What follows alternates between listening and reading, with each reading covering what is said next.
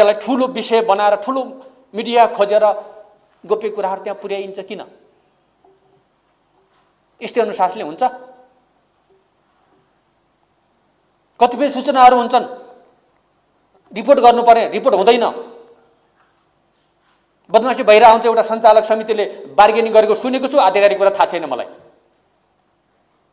30,000 dollar चाहियो भनेर bargaining गरेको रे सञ्चालक समिति सदस्यले। अनि त्यहाँको प्रवक्ता हो कि कसले अनि प्रतिज्ञा दिएर मन्त्रीले यसो गरेकै हो, त्यो गरिने मानिँदैन। मैले के भयो? त्यही हो तरिका, यही हो अनुशासन। अहिले मलाई फोन गर्छन्, आज त यहाँ के ल ठुलो समस्या भइसक्यो अर्थतन्त्रमा। सेयर किन्ने पैसामा क्याप लगाइसकियो, 4,12 गराइयो, किन गराएको भनी प्रश्न सोध्छ। अनि म फर्किन्छु र गभर्नर साहबलाई सोध्छु, के हो यो, के गर्नुभयो हो, के भन्ने हो? मैले जवाब सोध्छु, सल्लाहकारलाई सोध्नु त पर्यो।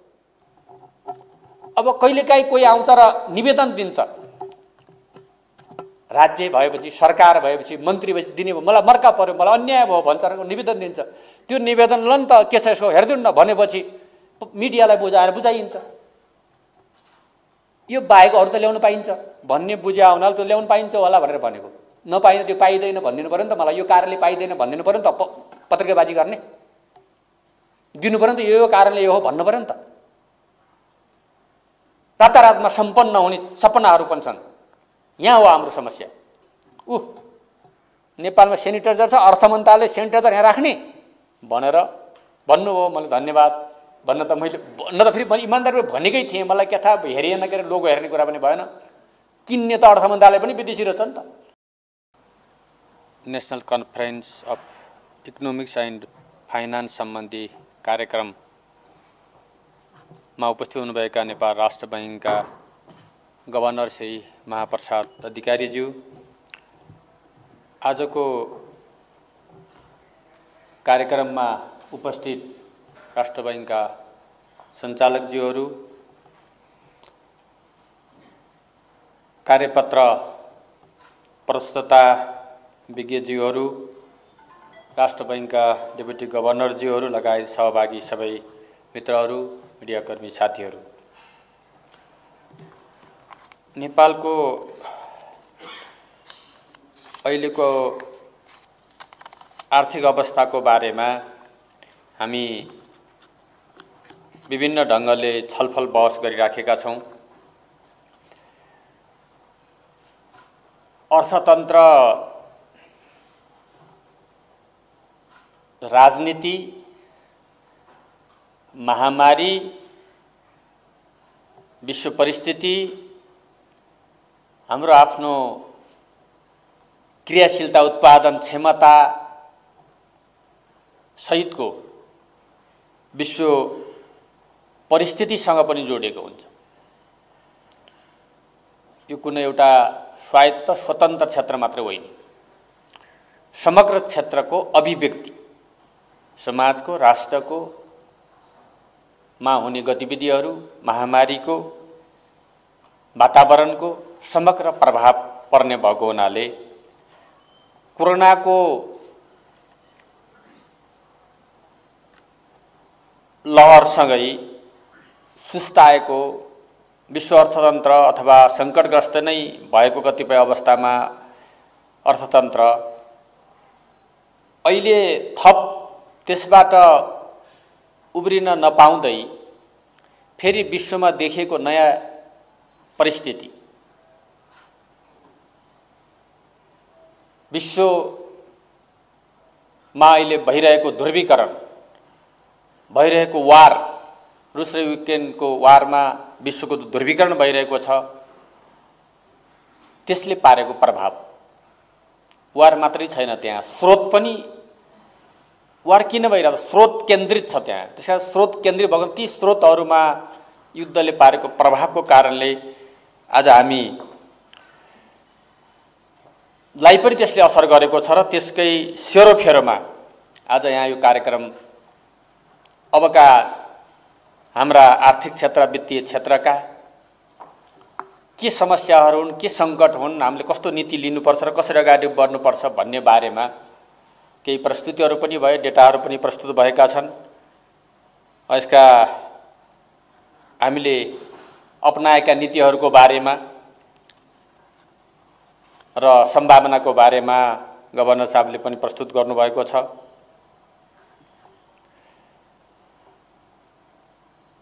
यी त हामीले अहिले भोगिरहेको कुराहरू भइहाल्यो।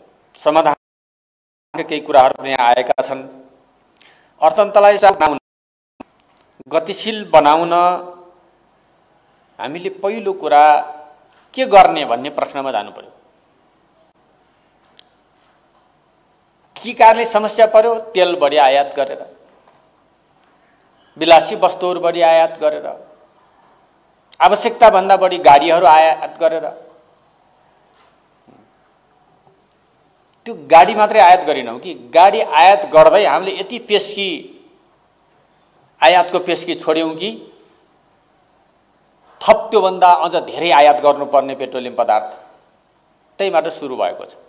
त्यसकारणले हामीले अब हाम्रो आफ्नो स्रोत साधनको उपयोग कसरी गर्ने भन्ने प्रश्न आइरहेको छ। त्यसको सदुपयोग कसरी गर्ने? त्यसको सदुपयोगको कुरा पहिला सुशासनबाट सुरु हुन्छ,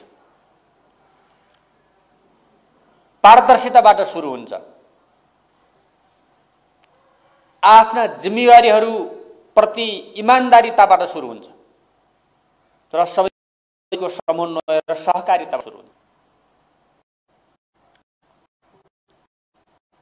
त्यो हामी तत्त ठाउँमा रहेका छौँ कि छैनौँ भन्ने प्रश्नले पनि त्यहाँ अर्थ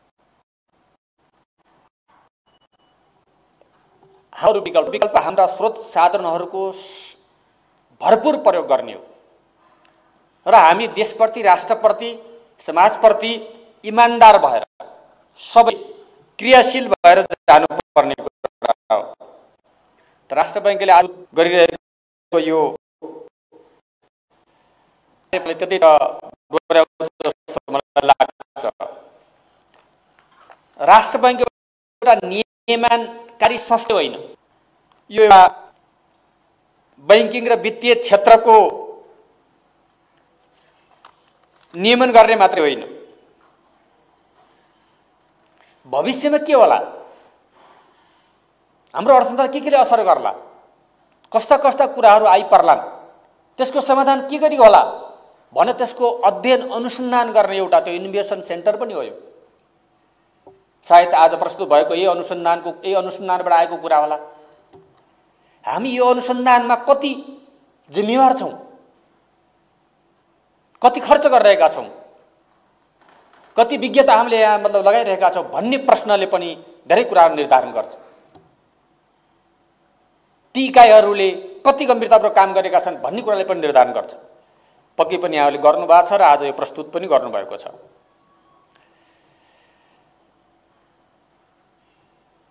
प्रविधिको विकास भइरहेको छ।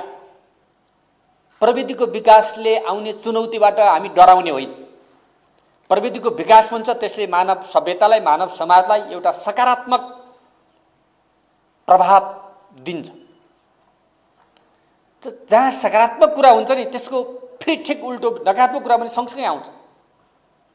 पछिल्लो समय प्रविधिको विकासले, डिजिटलाइजेसनले, जो डिजिटल एउटा विश्व बन्दैछ, यसले एउटा सकारात्मक प्रभाव त ल्यायो, सँगसँगै नकारात्मक कुराहरू पनि ल्याएर आएको छ।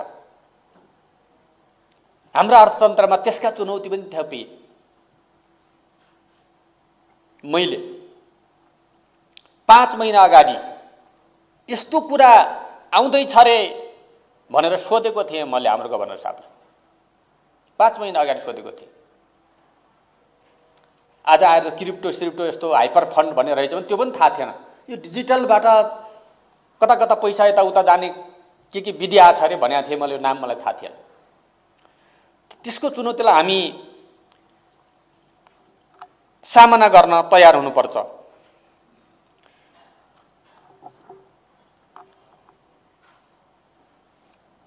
हाम्रो ध्यान त्यहाँ केन्द्रित हुनुपर्छ।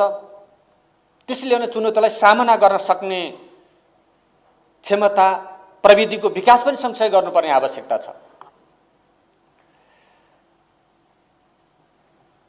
अब वित्तीय साक्षरता कुरा, वित्तीय स्थिरताको कुरा, बाह्य क्षेत्रको स्थिरताको कुरा प्रमुख कुराहरू हुन्। राष्ट्र बैङ्कले क्षेत्रमा काम गरिरहेको छ। अघि गभर्नर साहबले कुरा प्रस्तुत गरिसक्नुभयो। त्यसको लागि पनि अध्ययनै चाहिएको रहेछ, त्यसको लागि पनि अनुसन्धानै चाहिएको रहेछ, त्यसको पनि एउटा प्रक्षेपण गर्न सक्ने क्षमता चाहिएको रहेछ। अन्यथा स्थिरता मात्रै भनेर हुँदो रहेछ। के होला त? कोभिड आयो, कोभिड आउनु बित्तिकै हामीले अनुसन्धान सुरु गर्नुपर्ने अवस्था आइसक्यो नि। कोभिड सँगसँगै गरेर के होला, यसको प्रभाव के पर्ला, कहाँसम्म पुग्ला भनेर गहिरो अध्ययन, त्यसले पारे प्रभावको प्रक्षेपण गर्दै आफ्ना उपायहरूलाई, टुल्सहरूलाई प्रयोग गर्नुपर्ने कुरा नै रहेछ भन्ने कुरा यहाँसम्म आएका शिक्षाहरूले स्पष्ट गरेका छन्। हामीले शिक्षा लिने कुरा हो, हामीले ध्यान दिने कुरा त्यहाँ छ, त्यतातिर हामीले जोड दिनुपर्छ।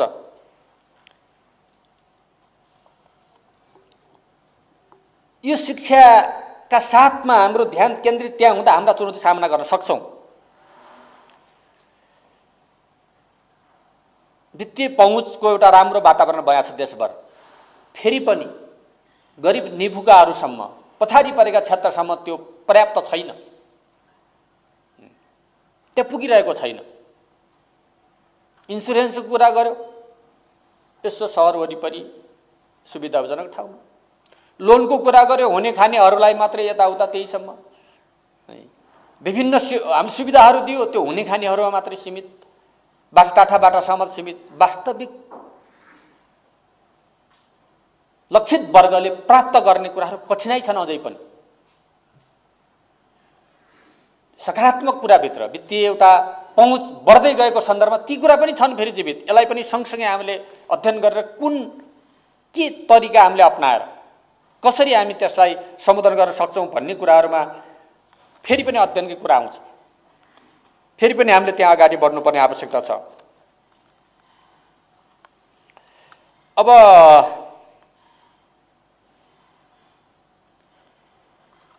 उत्पादनशील क्षेत्रतिर भन्दा पनि उत्पादकत्व वृद्धि गर्ने, रोजगारी सृष्टि गर्ने कुरातिर भन्दा पनि हामी कतातिर गयौँ त भन्दाखेरि हामी अनुत्पादक क्षेत्रतिर हामी औसिएका छौँ। हाम्रो बजार हो, बजार हामी भने हाम्रो बजार, हाम्रो सोसाइटी, हाम्रो मेन्टालिटी त्यतातिर छ। यो राष्ट्र बैङ्कले मात्रै सक्ने कुरा हो, अर्थ मन्त्रालयले मात्रै सक्ने कुरा हो। यो मेन्टालिटीकै बारेमा फुर्ती फार्ती फुर्मास भन्छ नि, त्यतितिर उत्पादकत्व वृद्धि गर्ने, उत्पादन गर्ने, रोजगारी सृष्टि गर्नेतिर होइन। पैसा आछ, पैसा गएर कसैले खाडीमा गएर कमाइदिएछ, यहाँ कसैले उडाइराखेको छ। राज्यका साधन स्रोतहरू यहाँ छन्, तिनको सही उपयोग भइरहेको छैन। प्रकृतिले दिएका पर्याप्त स्रोत साधनहरू छन्, त्यसको सदुपयोग गर्न सक्ने हामीले गरिराखेका छैनौँ। हामी भने सरकार, हामी भने जनता, हामी भने सबै संस्थाहरू गर्न सकिराखेका छैन। अब हामीले समस्या आए र त्यसकारण यही परम्परागत रूपले नि, यही परम्परागत तरिकाले, परम्परागत टिप्पणीहरूले अब हाम्रो अर्थतन्त्रलाई हामी गुणात्मक परिवर्तन गर्नै सक्दैन। मेरो निष्कर्ष यो। अब हामीले अब कहाँ हो, कुन कुन क्षेत्रमा हो इन्टरभेन्सन गर्नुपर्ने कुरा कहाँ हो? परम्परागत रूपले हामीले गर्यौँ भने रेमिटेन्स आउला बढिराखेको छ, 5% घट्यो, 3% बढ्यो, फेरि थपिन्छ, फेरि बढ्छ भन्दै अरू बितायौँ भने अर्को दशकमा गएर आउँछ कि आउँदैन के थाहा। अब हामीले अनुमान गर्नु पर्यो अर्को दशकमा आउँछ कि आउँदैन रेमिटेन्स। यो वर्ष त आउला, अर्को वर्ष त आउला। विकासको गतिले कहाँ पुर्याउला मान्छेहरूलाई? यदि नेपालको अवस्था यस्तै रहिराख्यो भने, नेपालका सामाजिक आर्थिक परिस्थिति यस्तै रह्यो, सुविधा यस्तै रह्यो, जनताका लागि सेवा सुविधा कुरा यस्तै रह्यो भने कमाउन गएको मान्छे फर्केला कि नफर्केला? मान्छे त जाला। बदल्नु पर्यो। कमाउन जाने होइन, यही कमाउने, रोजगारी खोज्ने होइन, यही रोजगारी सृष्टि गर्ने, यही उत्पादन गर्ने कुरातिर हामी लाग्नै पर्यो।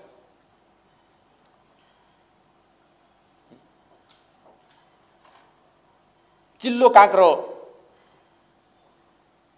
विदेशबाट ल्याएर खाने भन्दा अलिकति बाङ्गो काँक्रो नेपालकै खानु पर्यो। नेपालमा चिल्लो बनाउन सक्नु पनि पर्यो। अन्यथा सामान्य गतिबाट अगाडि जान सकिन्छ जस्तो मलाई लाग्दैन। त्यसकारण यो अहिले जे बहस भइरहेको छ, यो बहस कसैलाई चिन्ताको रूपमा गरेको त्यो धन्यवाद दिन चाहन्छु म। अर्थतन्त्र कतै समस्या पर्ला कि भनी चिन्ता गर्नेहरूलाई धेरै धन्यवाद दिनुपर्छ हामीले, किनभने हामी सबैलाई, जनतालाई सबैलाई सतर्क बनाइराखेको छ त्यसले। त्यो ठुलो कुरा हो। कतिपयलाई रहर छ श्रीलङ्का बनाउने, तिनको सपना पुरा हुँदैन। नेपाल र श्रीलङ्काको तुलनै हुन सक्दैन। हाम्रो ऋणको कुराले हेर्नुहोस्, हाम्रो उत्पादन क्षेत्रको कुराले हेर्नुहोस्, हाम्रो विदेशी लगानीको कुराले हेर्नुहोस्, ऋण सहायताको कुराले हामीले हेरौँ, त्यो तुलना हुने कुरै छैन। तुलना नहुने कुरामा तुलना गर्दै आज जनतालाई आतंकित पार्ने एक थरीहरूले जो गरिरहेका छन् त्यो गलत छ, त्यसको खण्डन गर्नुपर्छ। अर्थतन्त्रमा फेरि समस्याहरू छ, हामीले पनि भनिरहेछौँ, बदल्नुपर्छ। अब हाम्रो तरिका भन्ने कुरा, यो चिन्ता व्यक्त गर्नेहरू जो छ, चिन्ता व्यक्त गर्नेलाई सलाम गर्नुपर्छ। दुईटा छन् यहाँ पनि तरी उहरू। त्यसकारण नेपाल श्रीलङ्का हुन सक्दैन। नेपाललाई श्रीलङ्कासित तुलना गर्दै जनतालाई आतंकित गर्ने प्रवृत्तिलाई म अपिल गर्न चाहन्छु, अन्त्य गरौँ। हाम्रो अर्थतन्त्रलाई सुधार गर्ने चिन्ता जो भएको छ, त्यो चिन्तालाई सम्मान गर्दै हाम्रा मेजरहरू के हुन्, हामीले अपनाउनु पर्ने कुराहरू के हुन्, हामीले लिनुपर्ने नीति के हुन्, त्यसमा बहस गरौँ। आवश्यकता आज यो हो। हाम्रो पर्यटकहरू नेपालमा कोरोनाले नआएका, त्यसलाई वृद्धि गरेर धेरै ल्याउन खोजिरहेका थियौँ। अब हाम्रो सम्भावना छ, हामी धेरै ल्याउँछौँ। त्यसको लागि आवश्यक नीति, पर्यटनको क्षेत्रको विकासको लागि, पर्यटन प्रबन्धनको लागि हैन, थुप्रै नीतिहरू हामीले सहजीकरण गर्न सक्छौँ, निर्माण गर्न सक्छौँ, गरिराखेका छौँ। सम्भावना छ, ल्याउन सक्छौँ। हाम्रो अर्थतन्त्रमा सेवा क्षेत्रबाट पनि आइटीको कुनै यसो प्रारम्भ भएको छ। ठुला ठुला आइटी पार्कहरू बनाएर यहाँको जनशक्तिलाई, हजारौँलाई काम दिएर हामीले फरक ढङ्गले रेमिटेन्स, विदेशी पुँजी ल्याउन सक्ने ठुलो सम्भावना यहाँ रहेको छ। हामी त्यो सक्छौँ। हाम्रो पूर्वाधारहरूमा हामीलाई ठुल्ठुलो पूर्वाधारहरूको निर्माण गर्नु छ। अन्तर्राष्ट्रिय एयरपोर्ट होलान्, फास्ट्यागहरू होलान्, रेलवेहरू होलान्, त्यस्ताहरूमा हामीले विदेशी लगानी, हामी जनताको टाउकोमा भार पुग्ने गरी ऋण लिँदैनौँ। हामी प्रोजेक्टको टाउकोमा भार, प्रोजेक्टले तिर्ने खालको ऋण लिन्छौँ र त्यसैबाट तिर्छौँ। अहिलेको डलरको सञ्चिति अहिले पनि छ 6.5 महिनाको। यसबाट तल नझरोस् भन्न हामी सतर्क हुनुपर्छ। सतर्क किन भयो भन्दाखेरि, किन यहाँ यो बढ्दै गयो भन्दाखेरि विलासिताका सामानमा हामीले छुट दियौँ, धेरै छुट दियौँ। हाम्रा स्याउहरू जुम्लामा कुहिए, मुगुमा कुहिए, फालियो। हामीले स्याउ आयात गर्ने प्रोत्साहित गर्यौँ। हाम्रो गल्ती त्यहाँ भएको छ। हाम्रा आलुहरू दूर दराजमा त्यत्तिकै फ्याँकिएका छन्, तिनलाई बजारसम्म पुर्याउने हामीले सोच बनाएनौँ। बजारसम्म ल्याएर त्यसलाई मार्केटिङ गर्ने, मार्केटसँग त्यहाँको उत्पादनलाई बजारसँग जोड्ने हामीले विधि बनाएनौँ। त्यस कारणले हामी आलु ल्याउनलाई प्रोत्साहन दियौँ। हामीले उत्पादन गर्ने प्याजलाई राख्ने स्टोर हामीले बनाउन सकेनौँ। त्यसकारणले हामीले बाहिरबाट प्याज ल्याउनलाई प्रोत्साहन दियौँ। होइन, आज रोपे 15 दिन 20 दिन र 3 महिनामा जति पनि साग उत्पादन हुन्छ हामी साग पनि बाहिरबाट ल्याउन खान थाल्यौँ। यो कुरा यहाँ छ। कुरा हामीसित सबै कुराहरू छ। त्यसको लागि पानी पनि छ, माटो पनि छ, वातावरण छ, श्रम पनि छ, सबै छ। तर हामीले हाम्रो पोलिसीमा कतै कमजोरी भयो। अनुदान भनेर बाढ्यौँ अरब्यौँ, तर त्यो अनुदान कहाँ गयो? त्यसले किन उत्पादन वृद्धि गरेन? हाम्रो पोलिसीमा कतै गडबडी भयो। हाम्रो कार्यान्वयन क्षेत्रमा कतै समस्याहरू आयो, नीतिको दुरुपयोग भयो वा भ्रष्टाचार भयो। खोज्नुपर्ने यहाँ छ। अब हामीले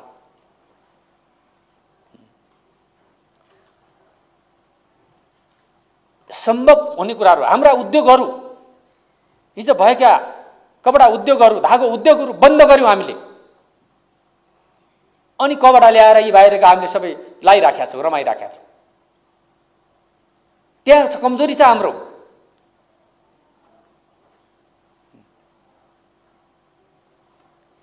हाम्रा ढाका टोपी यहीँ छन् नि जति पनि। घरेलु रूपमा जनताले गरे त हुँदो रहेछ नि त। तर ठुला उद्योगमा लग्ने बित्तिकै हामीले बन्द गरिदियौँ। यही जुत्ता उत्पादन भइराखेको छ, हामीले विदेशी जुत्ता लगाइराखेका छौँ। मैले पनि लगाइराखेको छु, विदेशी स्वदेशी थाहा छैन, लाछु के हो। अस्ति केही उद्योगीहरू आए, आफ्नो पनि आलोचना गर्न सक्नुपर्छ। भन्न त मैले मन्त्रालयमा गएपछि यहाँ यो कहाँ बन्या हो है, नेपाल बनाएर राख्नु होला है भनेको थिएँ। बैठक टेबलमा विदेशको सेनिटाइजर रहेछ। उद्योग व्यवसायलाई छलफल गर्न बोलाइयो। नेपालमा सेनिटाइजर छ, अर्थ मन्त्रालयले सेनिटाइजर यहाँ राख्ने भनेर भन्नुभयो। मलाई धन्यवाद। भन्न त फेरि मैले इमान्दार भनेकै थिएँ। मलाई के थाहा, हेरिएन के अरे, लोगो हेर्ने कुरा पनि भएन। किन्ने त अर्थ मन्त्रालय पनि विदेशी रहेछ नि त। हाम्रो मेन्टालिटी, हाम्रो तरिका, अर्थतन्त्र भनेको सानो सानो कुरा जोडेर बन्ने हो नि। थोपाबाट समुद्र बने जस्तै हो आर्थिक कुरा पनि। तर यहाँ एकैचोटि धेरै प्राप्त गर्ने भन्ने मानसिकता पनि छ एकातिर। एक थरी जनताले के खाउँ कसरी खाउँ भनेर गेडा खोज्दै खानुपर्ने कुरा छ। अर्कातिर एकैचोटि धेरै सबै रातारातमा सम्पन्न हुने सपनाहरू पनि छन्। यहाँ हो हाम्रो समस्या। त्यो जनताको त्यो कसरी खाउँ भन्ने जनताको सपनालाई, अरे चिन्तालाई, अब खान म सक्छु है भने ढुक्क बनाउने कुरा असम्भव। एकैचोटि सबै के अरे छलाङ हान्ने जो कुराहरू हुन्छ आधार बिना, त्यसलाई सत्तामा ल्याउने कुरा नै हाम्रो मुख्य आजको कुरा हो। त्यहाँ जोड दिनुपर्छ, हामी त्यहाँ ध्यान दिनुपर्छ। त्यसैले मैले अब हामीले नीति निर्माण गर्दा यी कुराहरूमा ध्यान दिएर, हाम्रा श्रमिकहरू बाहिर गएको छन्, विदेशमा ठुलो दुःख गरिरहेका छन्। हाम्रो लगानी बिना उनले ल्याइदिएको पैसामा आज हामी यो राज्य चलिरहेछ। आज हामीले त्यसको हिसाब किताब गरेर राखेका छौँ। उनलाई सेवा सुविधा सहुलियत दिने कुरा भइराखेको छैन। उनलाई राम्रो ट्रेनिङ दिएर पठाउन सकिरहेको छैनौँ। उनलाई राम्रो एउटा पासपोर्ट सजिलोसँग दिन सकिरहेका छैनौँ। यहाँ सच्याउनु पर्यो नि हामीले त। अब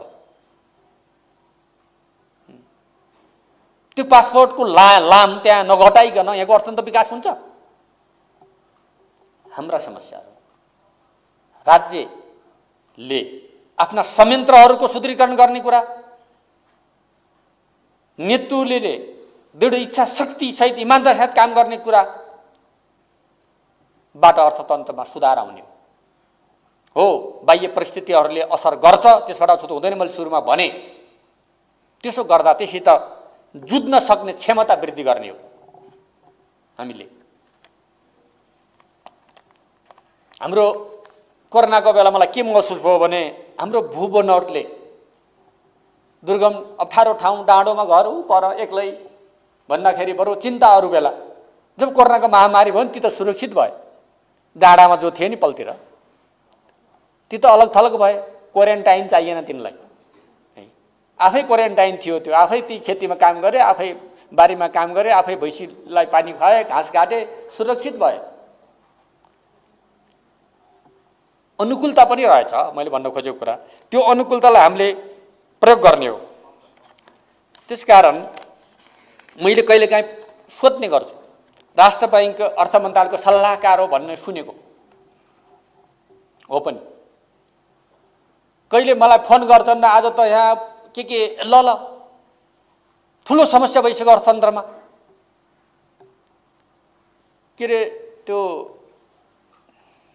सेयर किन्ने पैसामा क्याप लगाइसकियो, 4,12 गराइयो, किन गराएको भनी प्रश्न सोध्छ। अनि म फर्किन्छु र गभर्नर साहबलाई सोध्छु, के हो यो, के गर्नुभयो हो, के भन्ने हो मैले जवाब सोध्छु। सल्लाहकारलाई सोध्नु त पर्यो, सोध्न अन्त कहाँ जाने।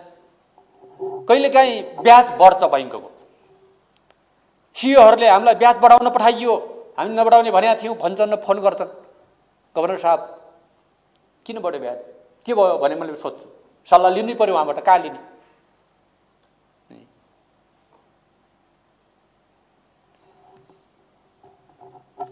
अब कहिलेकाहीँ कोही आउँछ र निवेदन दिन्छ, राज्य भएपछि, सरकार भएपछि, मन्त्री भएपछि दिने भयो, मलाई मर्का पर्यो, मलाई अन्याय भयो भन्छ र निवेदन दिन्छ। त्यो निवेदन ल नि त के छ यसो हेरिदिनु न भनेपछि मिडियालाई बुझाएर बुझाइन्छ।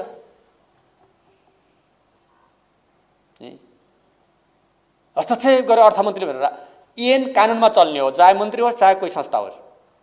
राष्ट्र बैंक चल्ने राष्ट्र बैंक ऐन छ, सरकार चल्ने पनि आफ्ना ऐनहरू छन्, कानुनहरू त्यति हो नि कुरा।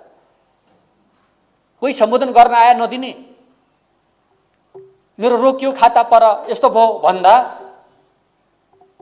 ल के हो त्यो बुझ्नुहोस् दिनुहोस्। फेरि सङ्कट परेको छ आउला अरू भन्ने पनि लाग्ने भयो नि त। त्यसलाई ठुलो विषय बनाएर ठुलो मिडिया खोजेर गोप्य कुराहरू त्यहाँ पुर्याइन्छ किन? यस्तै अनुशासनले हुन्छ? कतिपय सूचनाहरू हुन्छन् रिपोर्ट गर्नुपर्ने, रिपोर्ट हुँदैन। बदमासी भइरहेको हुन्छ, एउटा सञ्चालक समितिले बार्गेनिङ गरेको सुनेको छु, आधिकारिक कुरा थाहा छैन मलाई। 30,000 डलर चाहियो भनेर बार्गेनिङ गरेको अरे सञ्चालक समिति सदस्यले। अनि त्यसै सञ्चालक समिति सदस्यले अनि राख्छन्, यहाँ हुन्छ हाम्रो पारदर्शिता हुन्छ। यस्ता कुराहरूमा हामीले ध्यान दिनुपर्छ, यस्ता कुरालाई हामीले सच्याउनु पर्छ।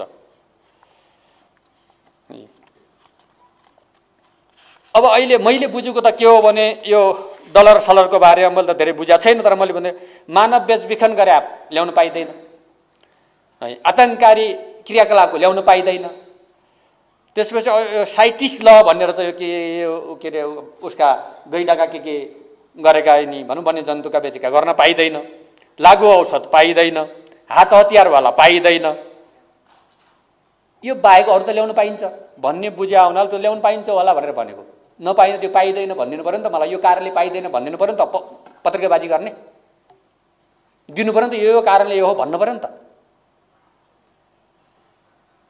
आफ्नो आफ्नो मर्यादा आफ्नो मान्यता राख्नु पर्दैन सबैले आफ्नो ठाउँमा। अनि त्यहाँको प्रवक्ता हो कि कसले अनि प्रतिक्रिया दिएर मन्त्रीले यसो गरेकै हो त्यो गरिने मानिँदैन, मैले के भयो? त्यही हो तरिका, यही हो अनुशासन। आफ्नो आफ्नो अनुसार, मेरो पनि होला मेरो ठाउँमा अनुशासन, सबैको हुनु, संस्थागत अनुसार हुनु पर्दैन। देशमा पैसा आयो डलर आयो भने घाटा लाग्छ भन्ने नबुझेको कारणले है। अनि यो सोध्न कहाँ जाने?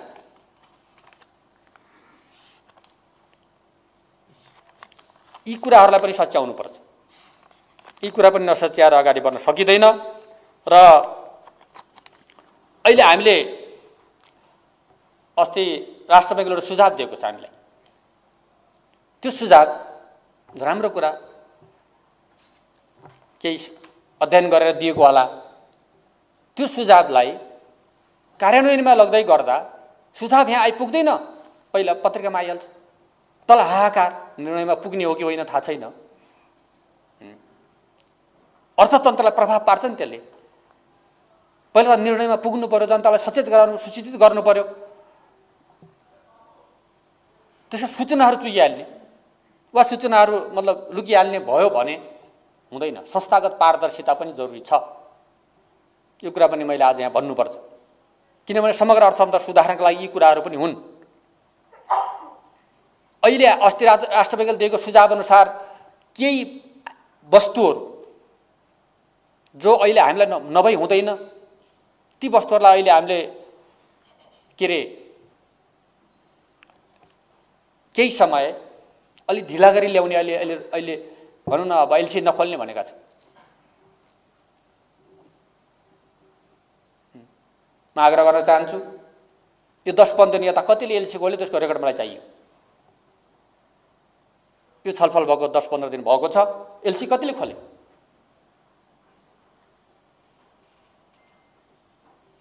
यो त निजी क्षेत्रलाई पनि हामीले साथमा लिएर गर्ने हो।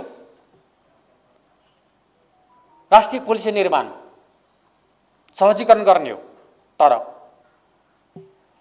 यी समस्याहरूलाई हामीले समाधान गर्नुपर्छ। अब डलरको समस्याको कुरा छ, धेरै अरू उपायहरू छन्। पर्यटन क्षेत्रको प्रवर्धन एउटा कुरा होला, पूर्वाधार निर्माणको होला, उत्पादन हाम्रो आफ्नै कुरा भइहाल्यो।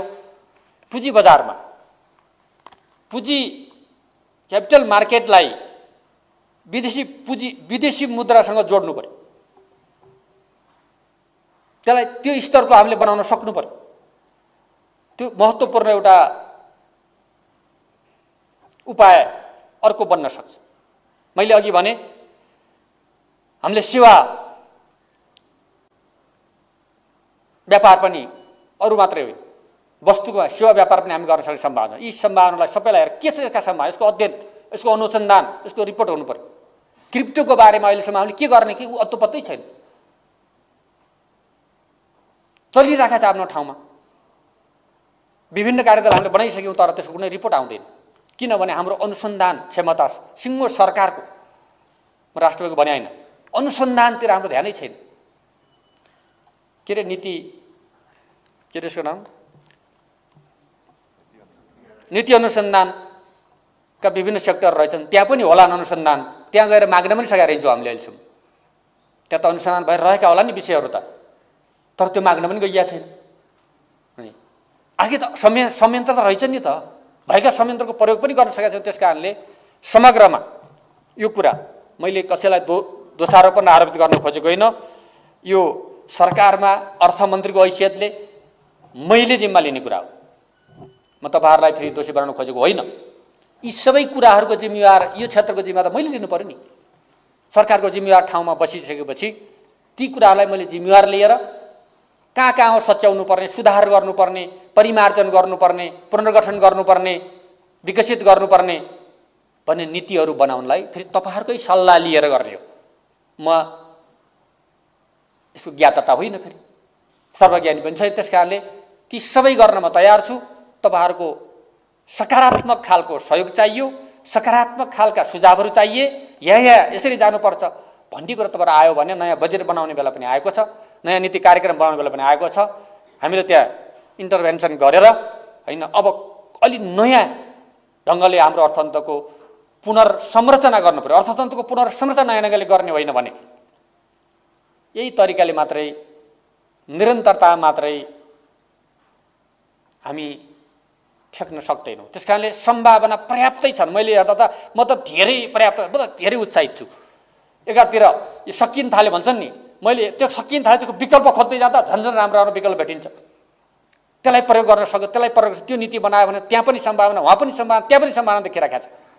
तर ती सबै सम्भावनालाई प्रयोग गरेर एउटा नयाँ राष्ट्रिय सङ्कल्प साथ जाने कुरा नै हाम्रो मुख्य कुरा हो। यो आजको यो कन्फरेन्सले यहाँ प्रस्तुत भएका विचारहरू दिनभरि धेरै छलफलहरू होला, यहाँ त्यतातिर यस्ता उपायहरू निकालेर एउटा नेपाल सरकारलाई सही मार्गदर्शन गरोस्, फिडब्याक देओस् भन्ने अर्थमा यसको पूर्ण सफलता कामना गर्दै बिदा हुन्छु। धन्यवाद।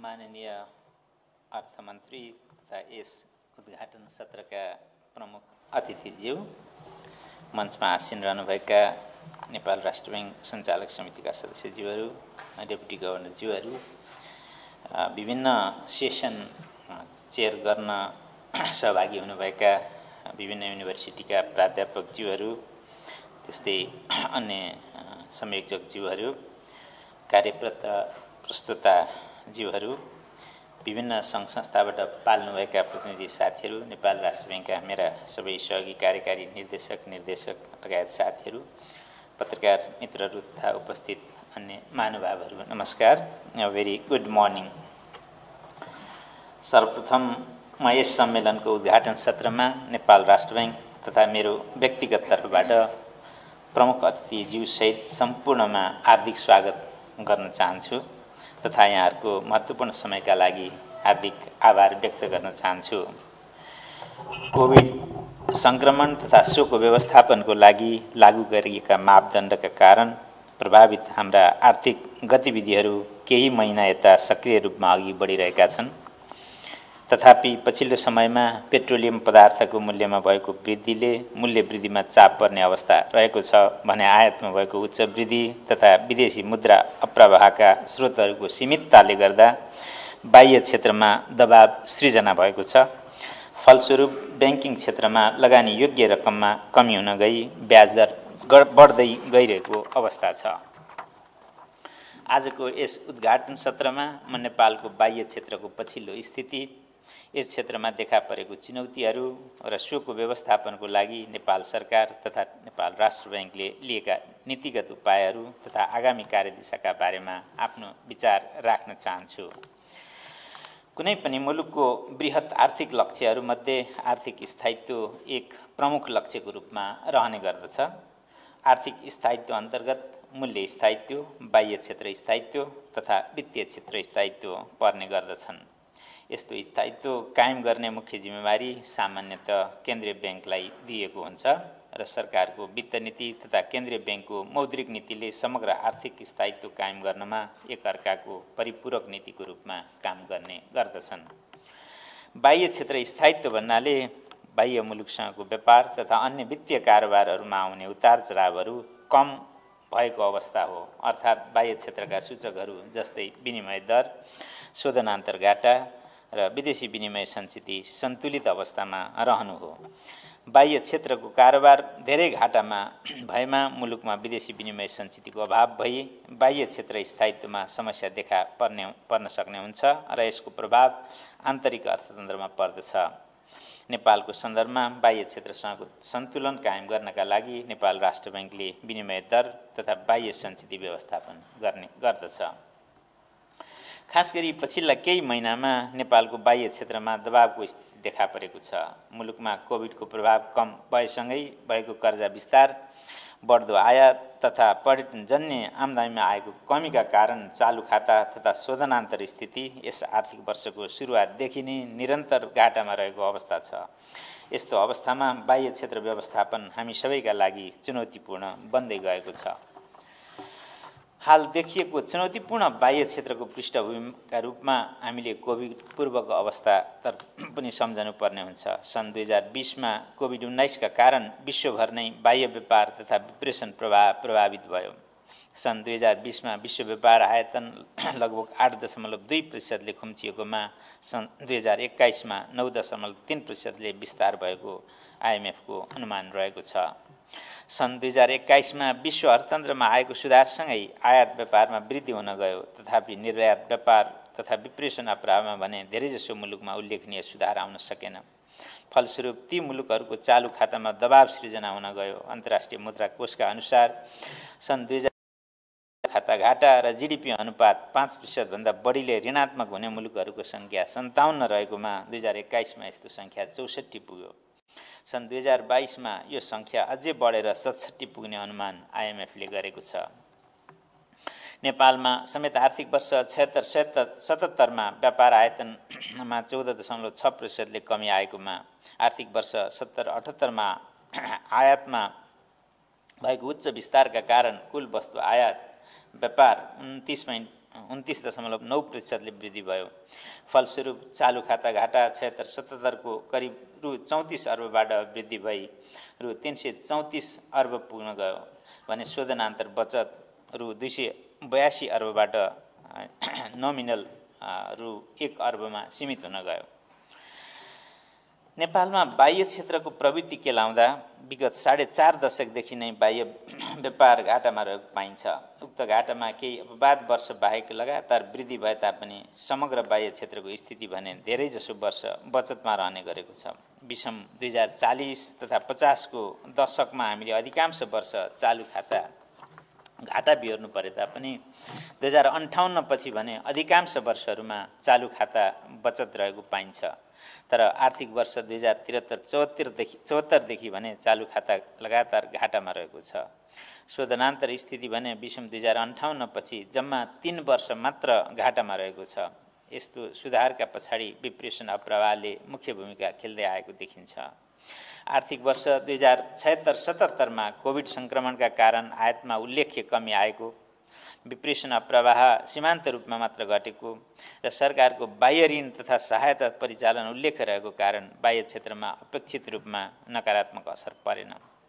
उक्त वर्षमा चालु खाता घाटा अघिल्लो आर्थिक वर्षको करिब रु 264 अर्बको तुलनामा उल्लेख्य रूपमा घटी करिब रु 34 अर्ब मात्र सीमित हुन पुग्यो भने शोधनान्तर स्थिति पनि अघिल्लो वर्षको करिब रु 67 अर्ब घाटाको अवस्थामा रु 282 अर्ब बचत हुन पुग्यो।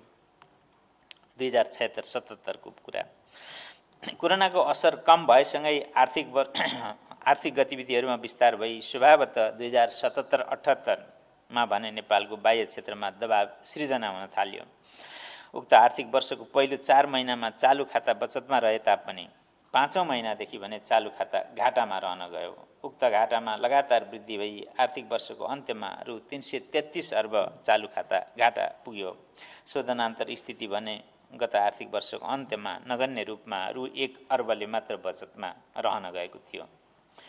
चालु आर्थिक वर्षको सुरुवातदेखि नै चालु खाता घाटा तथा शोधनान्तर स्थिति दुवैमा दबाव रहेको अवस्था छ।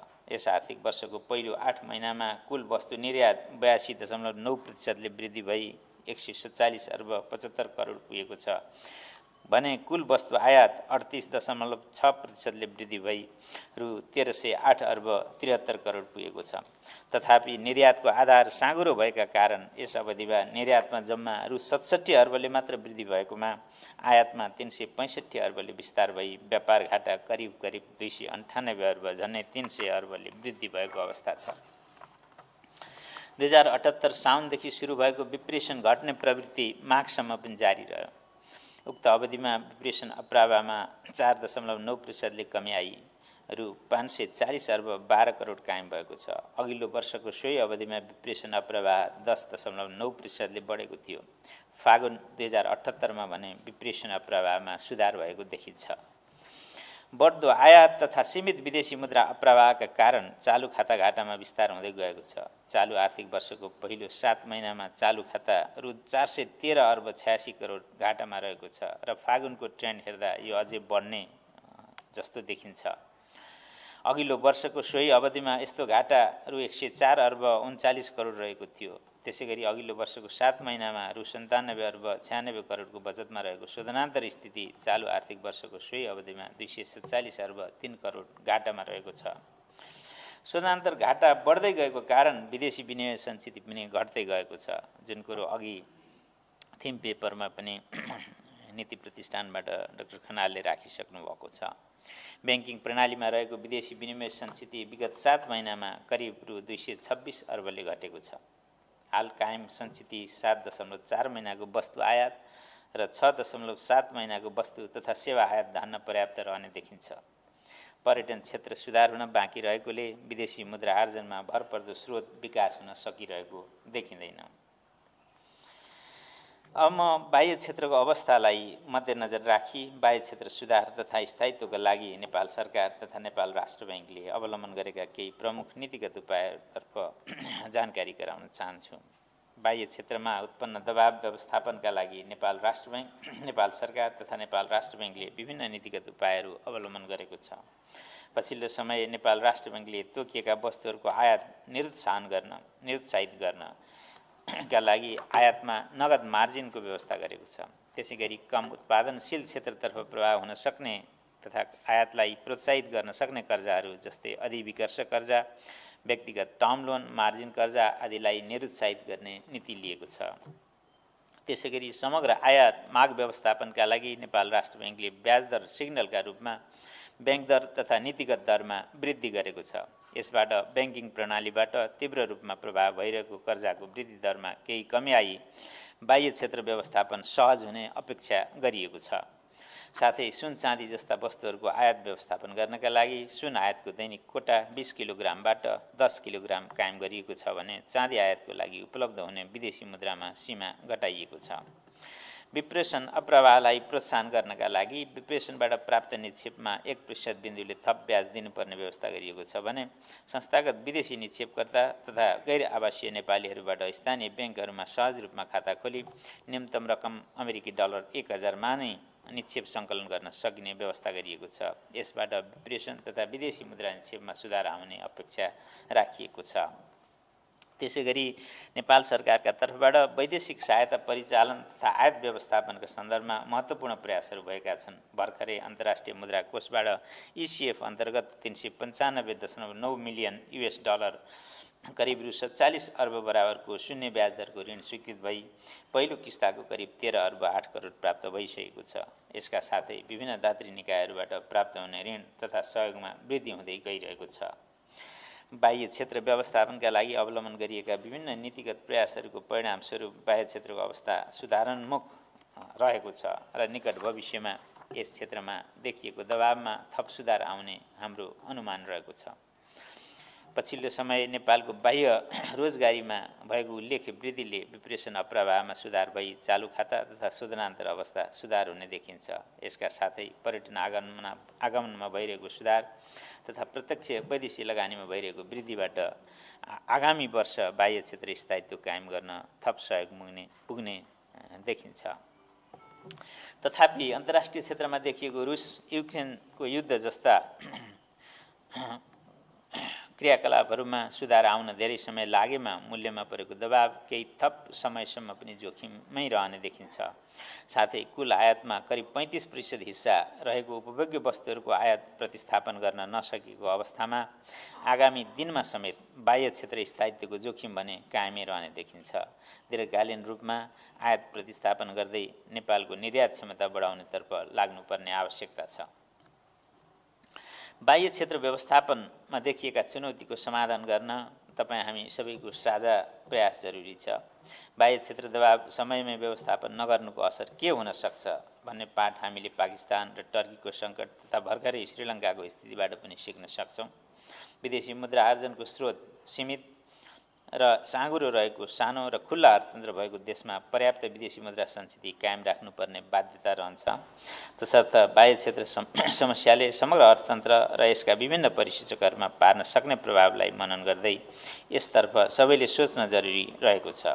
अत्यधिक आयातमुखी भइरहेको हाम्रो अर्थतन्त्रलाई उत्पादनमुखी बनाई निर्यात प्रवर्धन र आयात प्रतिस्थापनको दिशामा नलैजाने हो भने कुनै पनि समय बाह्य स्थायित्वमा जोखिम पर्न सक्ने हुँदा यसको व्यवस्थापन हामी सबैको लागि चुनौतीपूर्ण रहिरहने देखिन्छ र हामी जहिले सुकै पनि सजग रहनुपर्ने देखिन्छ।